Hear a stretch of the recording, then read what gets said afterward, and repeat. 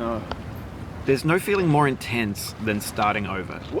If you deleted your homework the day before it was due, as I have, or if you left your wallet at home and you have to go back after spending an hour in the commute.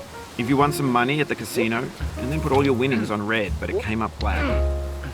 If you got your best shirt dry cleaned before a wedding and then immediately dropped food on it. If you won an argument with a friend and then later discovered that they just returned to their original view. Starting over is harder than starting up. If you're not ready for that, like if you've already had a bad day, then what you're about to go through might be too much. Feel free to go away and come back. I'll be here. Alright, thanks for coming with me on this trip. I'll understand if you have to take a break at any point. Just find a safe place to stop and quit the game. Don't worry, I'll save your progress, always. Even your mistakes.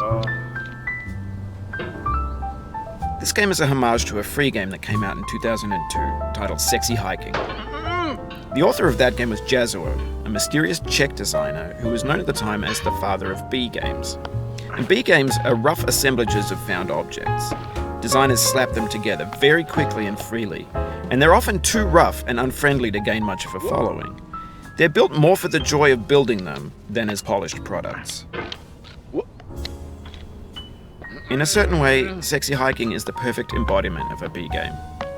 It's built almost entirely out of found and recycled parts, and it's one of the most unusual and unfriendly games of its time.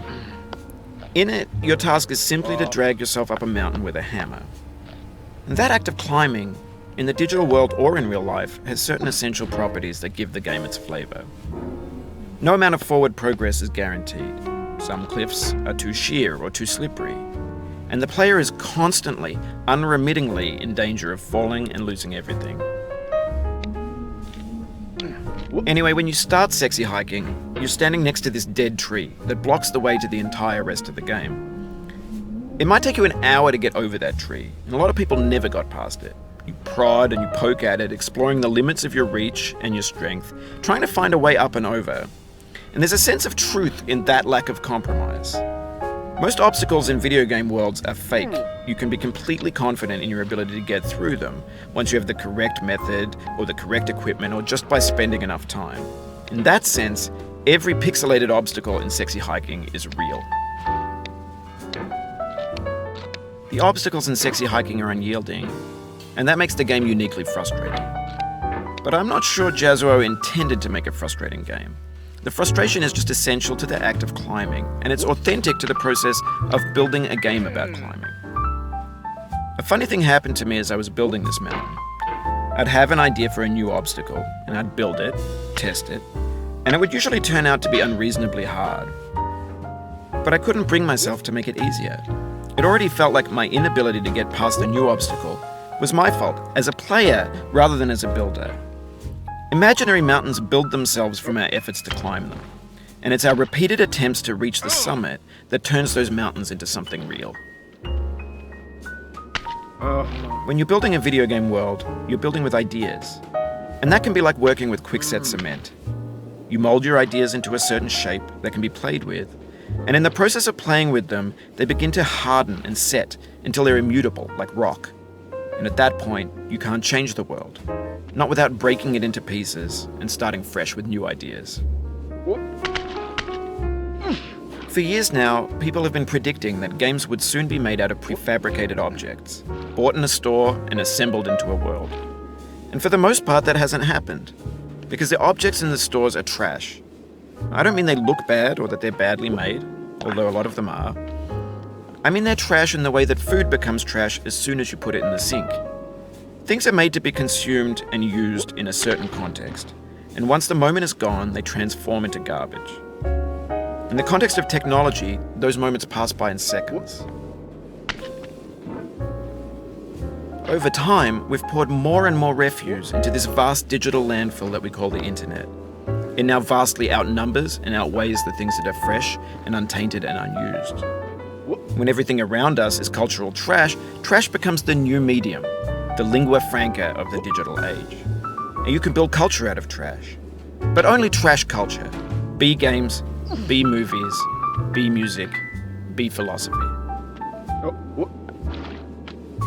Maybe this is what digital culture is. A monstrous mountain of trash, the ash heap of creativity's fountain. A landfill with everything we ever thought of in it.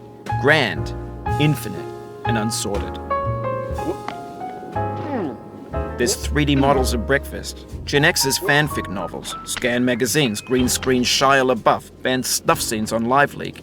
Facebook's got lifelike bots with unbranded adverts and candid shots of Kanye and Taylor Swift mashups, car crash epic failed GIFs, Russian dashcam vids, discussions of McRibs, discarded, forgotten, unrecycled, muddled, rotten, untitled. Everything's fresh for about 6 seconds, until some newer thing beckons, and we hit refresh. And there's years of persevering, disappearing into the pile, out of style, out of sight. In this context, it's tempting to make friendly content that's gentle, that lets you churn through it but not earn it. Why make something demanding if it just gets piled up in the landfill, filed in with the bland things? When games were new, they wanted a lot from you. Daunting you, taunting you, resetting and delaying you. Players played stoically. Now everyone's turned off by that. They want to burn through it quickly, a quick fix for the fickle, some tricks for the clicks of the feckless. But that's not you, you're an acrobat. You could swallow a baseball bat. Now I know, most likely you're watching this on YouTube or Twitch, while some dude with 10 million views does it for you, like a baby bird being fed chewed up food. That's culture too. But on the off chance that you're playing this, what I'm saying is, trash is disposable, but maybe it doesn't have to be approachable. What's the feeling like? Are you stressed? I guess you don't hate it if you got this far. Feeling frustrated? It's underrated. An orange is sweet, juicy fruit locked inside a bitter peel. That's not how I feel about a challenge. I only want the bitterness. It's coffee. It's grapefruit. It's licorice.